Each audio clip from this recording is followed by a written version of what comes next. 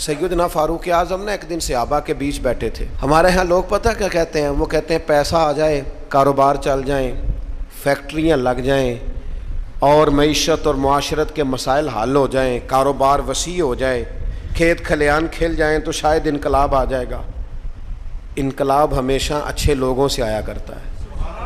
فیکٹریوں کے بہتر ہونے سے زیادہ ضروری یہ ہے کہ قوم دیانتدار ہو جائے۔ کاروبار تو چل ہی جائے گا لیکن اس سے پہلے ضروری یہ ہے کہ لوگ جد و جہد والے ہو جائیں، اخلاق والے، عبادت والے ہو جائیں۔ حضرت عمر بیٹھے تھے صحابہ کے درمیان، فرمایا بھئی اپنی اپنی خواہش کا اظہار کرو۔ تو ایک صحابی کہنے لگے میرا دل کرتا ہے میرے پاس بہت زیادہ سونا چاندی ہو، سارا اللہ کے راستے میں خیرات کر دوں۔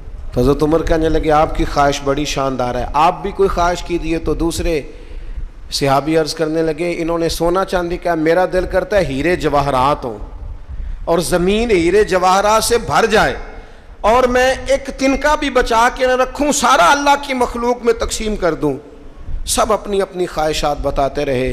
حضرت عمر رضی اللہ تعالیٰ عنہ فرمانے لگے تم سب کی خواہشات بجا ہیں، لیکن اگر مجھ سے پوچھو نا تو میرا دل کرتا ہے زمین بھر جائے حضرت معاذ ابن جبل جیسے لوگوں سے، میرا دل کرتا ہے زمین بھر جائے حضرت ابو عبیدہ بن جراح جیسے لوگوں سے، میرا دل کرتا ہے زمین بھر جائے حضرت سالم مولا جیسے لوگوں سے، میرا دل کرتا ہے ان جیسے لوگوں سے زمین بھر جائے اور میں ان سب کو اللہ کی فرما برداری کے کاموں میں لگا دوں۔ رجال کار پیدا ہوں، اچھے لوگ پیدا ہوں، مردان خدا پیدا ہوں، وہ لوگ پیدا ہوں جن کے کردار کی خوشبو سے زمانہ مہک اٹھے۔